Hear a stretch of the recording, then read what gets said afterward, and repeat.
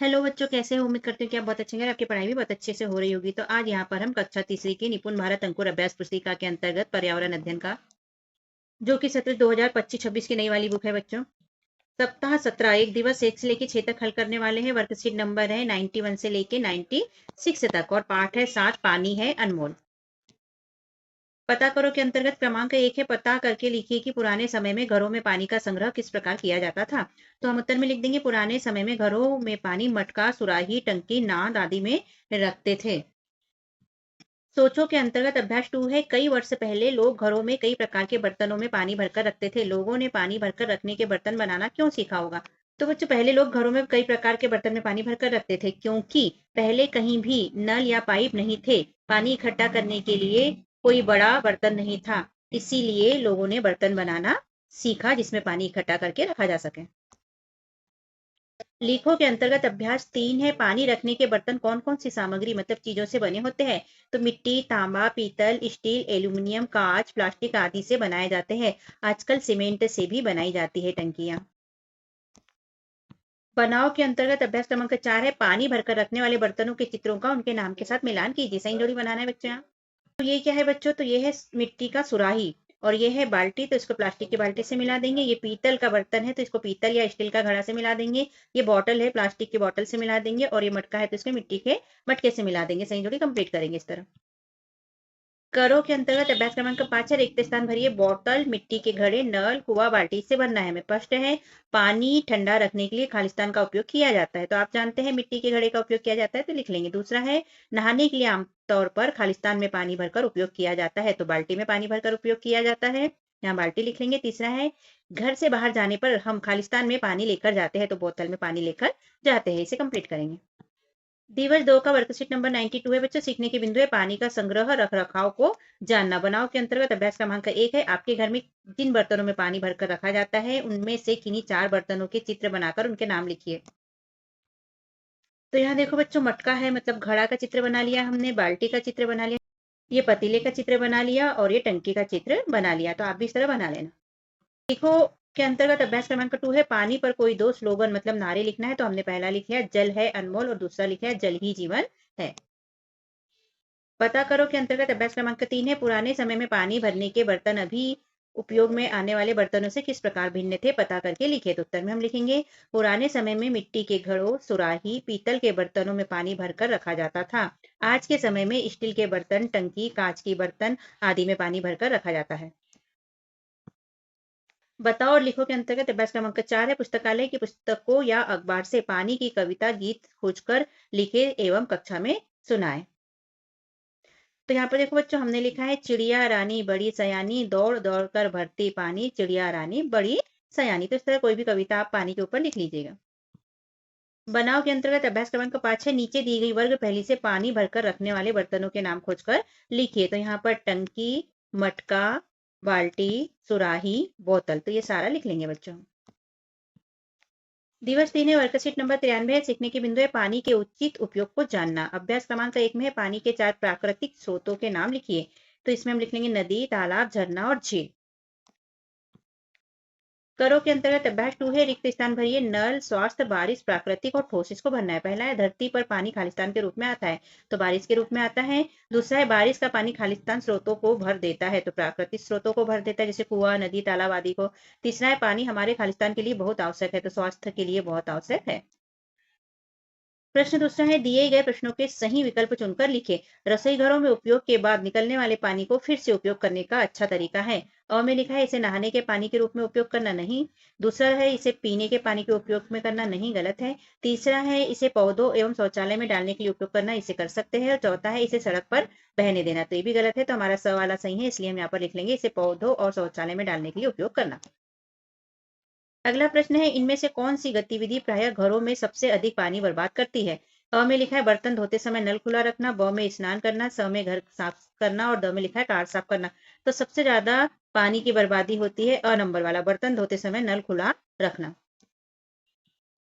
सोचो के अंतर्गत अभ्यास क्रमांक 3 है, जिन कार्यों में पानी का उपयोग नहीं होता है उस पर राइट का मतलब सही का चिन्ह निशान लगाना है। तो सोते समय पानी का उपयोग नहीं होता है तो इसको हम राइट का चिन्ह लगा देंगे। गाते समय भी पानी का उपयोग नहीं होता है, इसलिए यहाँ पर राइट का चिन्ह लगा देंगे।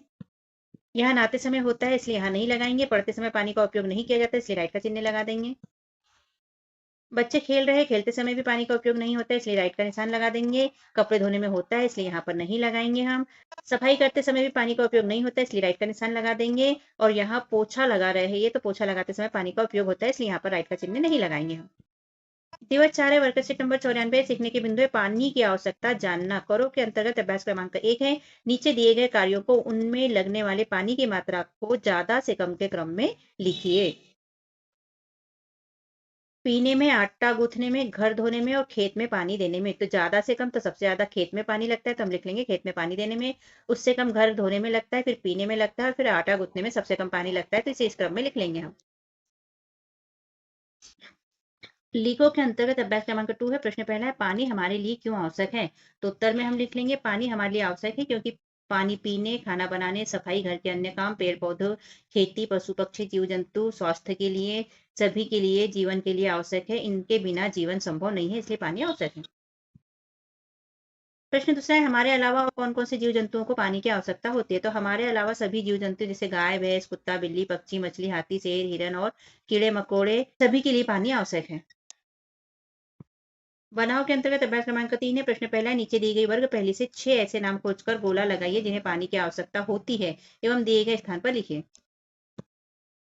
तो देखो बच्चों, पेड़, जंतु, पशु, पक्षी, पौधा और मनुष्य, इन्हें पानी की आवश्यकता होती है।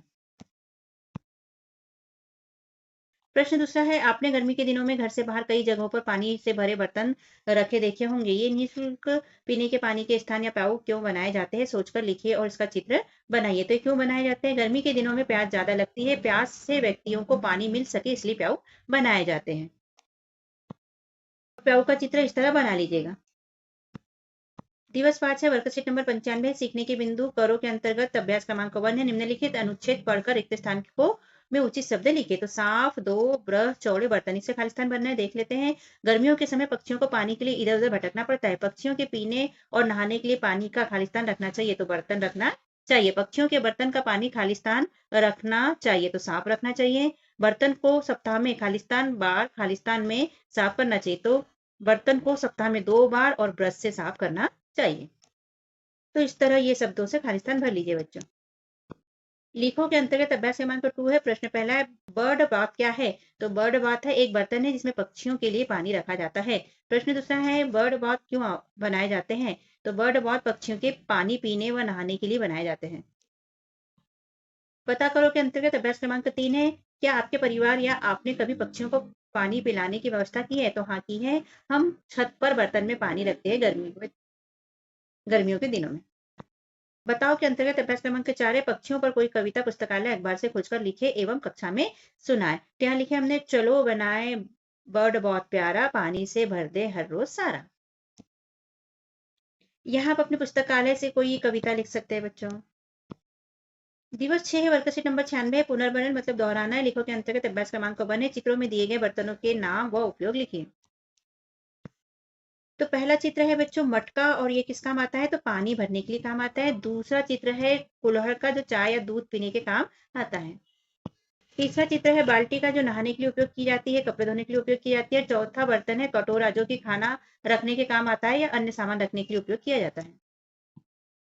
प्रश्न दूसरा है उपयोग के बाद बचे पानी का पुनः उपयोग करने के लिए आप कौन से तरीके अपनाएंगे, कोई 2 तरीके लिखिए। तो हमने पहला लिखा है पानी को पेड़ पौधों पर डालेंगे और दूसरा लिखा है शौचालय में उपयोग करेंगे। तीसरा प्रश्न है घर या बाहर पानी के बर्बाद होने के 2 कारण लिखिए। आप पानी की बर्बादी को कैसे रोक सकते हैं। तो यहाँ 2 प्रश्न के उत्तर लिखना है हमें।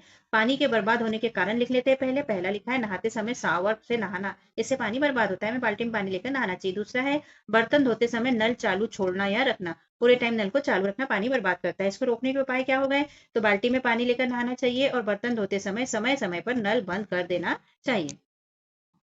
करो के अंतर्गत अभ्यास क्रमांक 2 है। निम्नलिखित में से आप जिस क्रियाकलाप में पानी को न्यूनतम मात्रा का उपयोग करेंगे उस पर सही का निशान लगाइए। तो कम उपयोग करना है स्नान करने में, दांतों को ब्रश करने में, कपड़े धोने में और कमरे में पोछा लगाने में। तो सबसे कम होगा ब्रश करने में, तो हम इस पर राइट का निशान लगा लेंगे। दूसरा है निम्नलिखित में से किस कार्य में पानी की आवश्यकता नहीं होती है, उस पर सही का निशान लगाइए। तो पहला खाना बनाने में, बर्तन धोने में, पढ़ने में और पौधों लगाने में। तो पढ़ने में पानी की आवश्यकता नहीं होती इसलिए यहाँ सही का निशान लगा लेंगे।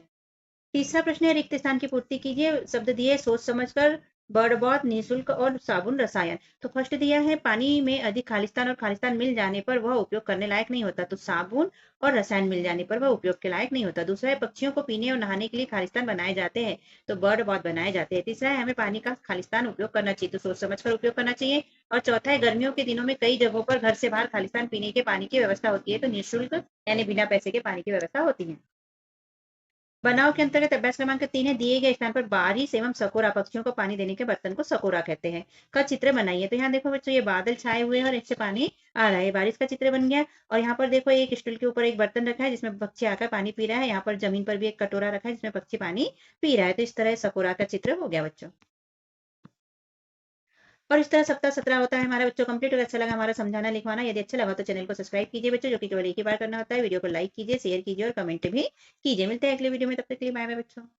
हमने अपने चैनल पर कक्षा चौथी के अंकुर अभ्यास पुस्तिका के सभी विषय के वीडियो बनाकर अपलोड किए हैं, जो आप हमारे चैनल पे जाके सब्सक्राइब करके देख सकते हैं। और कक्षा 5वीं की भी सारे विषय की 8 ग्रेड अभ्यास पुस्तिका के प्रश्नों को हमने हल करके यहाँ पर अपने चैनल पे अपलोड किए हैं, जिन्हें आप बच्चों चैनल पे सब्सक्राइब करके देख सकते हैं। तो आप हमारे चैनल को सब्सक्राइब कीजिए बच्चों, और वीडियो को लाइक कीजिए, शेयर कीजिए, जिससे कि हमें मोटिवेशन मिलते रहे और हम और वीडियो अपलोड कर सके। Okay, thank you. फिर मिलते हैं अगले वीडियो में। Bye bye.